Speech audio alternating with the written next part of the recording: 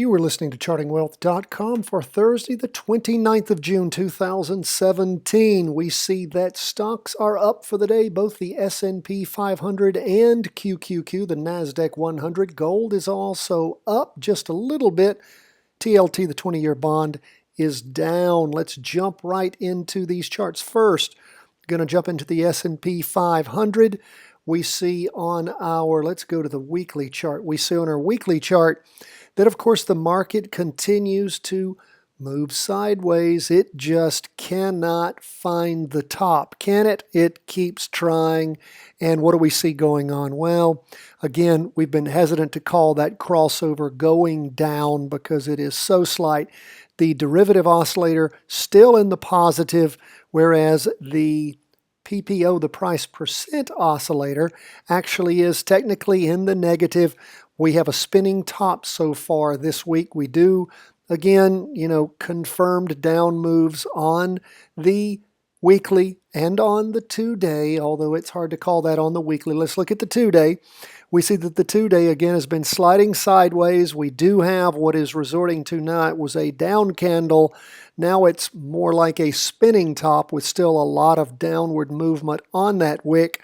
We continue to see the price percent oscillator moving down, derivative oscillator gaining energy, even with almost 1% of upward movement throughout the course of the day. As we drill into the 4-hour chart, what do we see?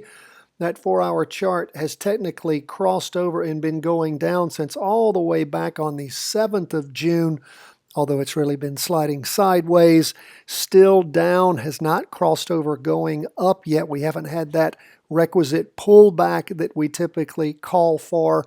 And what do we see? We saw up movement, some in the morning, lots in the afternoon, little bit of a peel back later in the day. So again, this is the summer doldrums. We keep telling you that adage, sell in May and go away, live to trade another day. Why do they say that? The lack of volume and the ease with which the market can be, I wouldn't say manipulated, but can go up and down and sideways. That's why we like the fall-winter trading zone with its clean, clear movements. Again, market tending down. Okay, keep that in mind. Looks like it's topping out. Be ready to pull the trigger when the time is right. Let's keep moving through these charts. We're going to go to QQQ. What do we see going on there?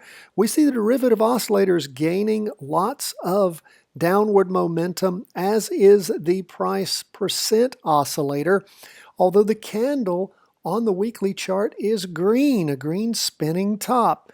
So odd, so strange. Now, we had a big down day over the course of the prior day. As we drill into, we had as far as our 2-day chart goes, we can see on that 2-day chart that we had a big down day prior, and of course that has peeled back. We had up days prior to that, both the 2-day candle ending on the 22nd of June and then the 26th. Big down day on the 27th, and then a pullback on the 28th on Wednesday. We were up 1.44% for the day. We do see derivative oscillator losing some of that downward energy, and the PPO still heading down pretty strong. Now, as we look at the 4-hour chart, what do we see going on?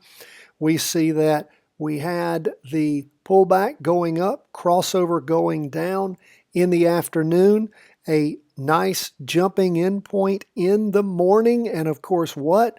We had a pullback and a shoot up in the afternoon. So again, everything's telling us it hasn't crossed over yet. We will continue to watch this. If you jumped in, continue to pay attention to what's going on this 4-hour chart. If it does pull back and cross back over going up, or if today was simply an anomaly, the bigger charts tell us it was, but we have to watch the short chart first and see what it tells us. But right now, we're still in a down trend.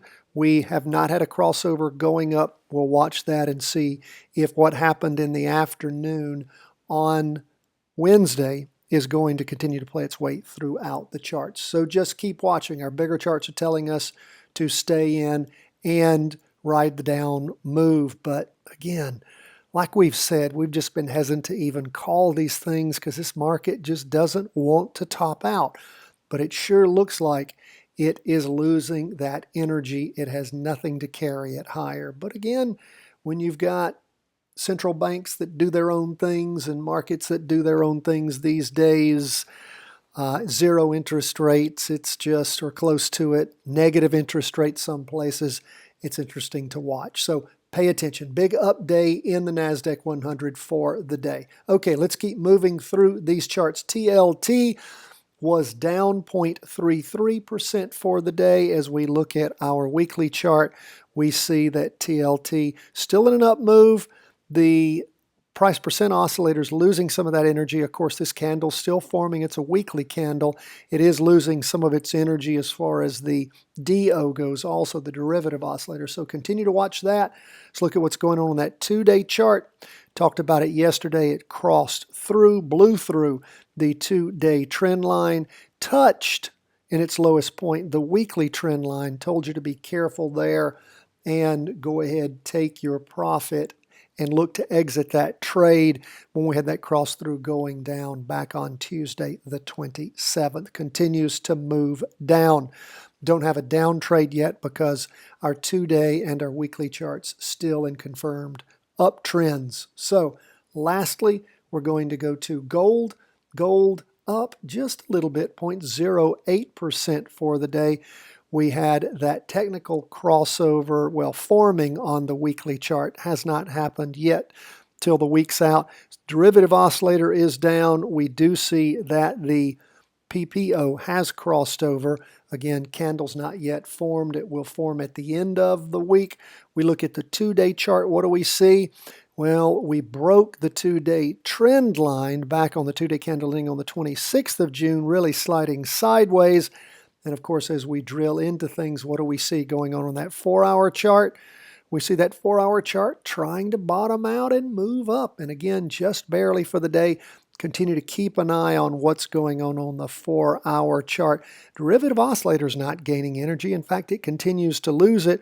But the PPO, the price percent oscillator, does continue to move up. So keep an eye on it, remembering how accurate that 4-hour chart typically is for us. You want to know more about what we do at chartingwealth.com. You need to subscribe to our daily market review. How do you do that? You go to chartingwealth.com and put in your email address and your first name. We'll send it to you. Remember, we never spam, never sell our email list, and you get lots of great benefits by subscribing. What do you get? You get our How to Read a Stock Chart video, the link to that. You get our daily market worksheet, the weekly market worksheet. We have trainings on how to use both of those. You also get the trader worksheet, and you get the layout that we use at freestockcharts.com, the same layout we use every day here at Charting Wealth. You have questions, problems, concerns, we love to hear from you. CW at chartingwealth.com. God bless. Thanks so much from the whole team here. All the best.